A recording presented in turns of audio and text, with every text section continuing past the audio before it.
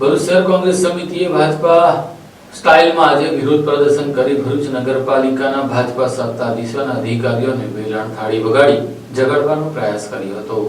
શહેરની અનેક સમસ્યાઓ અંગે ઉપપ્રમુખને રજૂઆત કરી હતી। ભરૂચ શહેરની વિવિધ સમસ્યાઓના નિરાકરણ માટે આજે શહેર કોંગ્રેસના આગેવાનોએ નગરપાલિકા કચેરી ખાતે થાળી વેલણ વગાડી અનોખી રીતે વિરોધ નોંધાવ્યો હતો। શહેરના મુખ્ય માર્ગો પર દબાણને કારણે ટ્રાફિક જામની સમસ્યા સર્જાય છે। સફાઈ કામગીરીના અભાવે ગંદકીના ઢગલા જોવા મળે છે। પીવાના પાણી, મચ્છરોનો ઉપદ્રવ અને બંધ સ્ટ્રીટ લાઇટો શહેરીજનો માટે મુશ્કેલી ઊભી કરે છે। શહેર કોંગ્રેસના પ્રમુખ સલીમ અમદાવાદી, વિપક્ષના નેતા શમસાદ અલી સૈયદ અને ઝુબેર પટેલ સહિતના આગેવાનોએ પાલિકા સામે રોષ વ્યક્ત કર્યો હતો। તેમણે 5 બત્તીથી ઢાળ, શક્તિનાથ માર્ગ, અંબાખાના, ફાટા તળાવ અને નગીના મસ્જિદ વિસ્તારમાં ટ્રાફિક, ગંદકી અને અપૂરતી સ્ટ્રીટ લાઇટોની સમસ્યાઓ તરફ ધ્યાન દોર્યું હતું। આજે પણ ભરૂચ શહેરમાં અનેકો વિસ્તારમાં ગંદુ ડહોળું પાણી આવે છે। કરોડો રૂપિયા અને ગ્રાન્ટો ફાળવવામાં આવતી હોવા છતાં હજુ પણ કેટલાય વિસ્તારોમાં ગંદુ અને દૂષિત પાણી લોકોના ઘર સુધી પહોંચી રહ્યું છે। 30 વર્ષના શાસનમાં ભારતીય જનતા પાર્ટીના સત્તાધીશોએ માત્ર પ્રજાના ટેક્સના પૈસે તાગડધીન્ના જ કર્યું હોય તેવું લોકોને લાગી રહ્યું હોવાના આક્ષેપ કર્યા છે। વારંવારની રજૂઆતો છતાં સમસ્યાઓનું નિરાકરણ ન આવતા શહેર કોંગ્રેસ સમિતિના નવા નિમાયેલ પ્રમુખ સલીમભાઈ અમદાવાદી, વિપક્ષના નેતા શમસાદ અલી સૈયદ, દિનેશભાઈ અડવાણી, ઝુબેરભાઈ પટેલ, દિનેશ ખુમાણ, મોહસિન પટેલ, ઇબ્રાહીમભાઈ કલકલ, ઝુલ્ફિકાર રાજ, સાજિદ શેખ, રાકેશ શુક્લા, ઝાકિર પટેલ સહિત કોંગ્રેસ આગેવાનોએ થાળી વેલણ વગાડી વિરોધ પ્રદર્શન કર્યું। જો તાત્કાલિક અસરકારક પગલાં નહીં લેવાય તો ગાંધી ચિંધ્યા માર્ગે આંદોલન કરવાની અને પાલિકા કચેરીને તાળાબંધી કરવાની પણ ચીમકી ઉચ્ચારી હતી। ભરૂચ શહેર કોંગ્રેસ દ્વારા ભરૂચ ભાજપનું 30 વર્ષનું જે શાસન છે એમાં ભરૂચ નગરપાલિકાની મુખ્ય સુવિધાઓ જે આપવાની ફરજ છે, રોડ, રસ્તા, પાણી, લાઇટ, સ્વચ્છ ભરૂચ, એ તમામ 5 સુવિધાઓ પર ઊણું ઉતરી છે।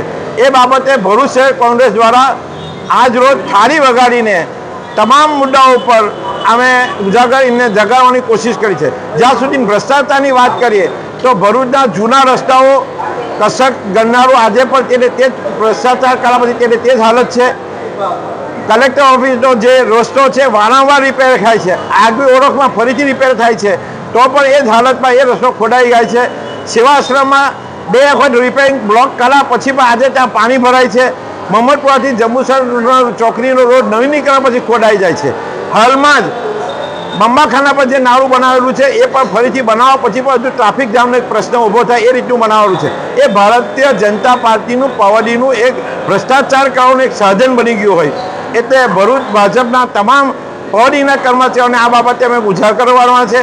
સાથે સાથે લાઇટના પ્રશ્નો, ચોમાસાનું ઋતુ આવેલી છે, માથા પર છે, દરેક વોર્ડમાં 50 લાઇટો પેન્ડિંગ છે। મુખ્ય રસ્તાઓ જે પણ છે એના લાઇટો પણ બંધ છે પણ આજની તારીખે પણ રિપેર થતું નથી। સાથે સાથે મચ્છરનો ઉપદ્રવ વધવાની ચોમાસાના હિસાબે તૈયારીઓ છે તો મચ્છરનું ફોગિંગની વ્યવસ્થા, એવી રીતે ગંદકીની વ્યવસ્થા ભરૂચમાં દરેક ગંદકીના ઢગલા છે।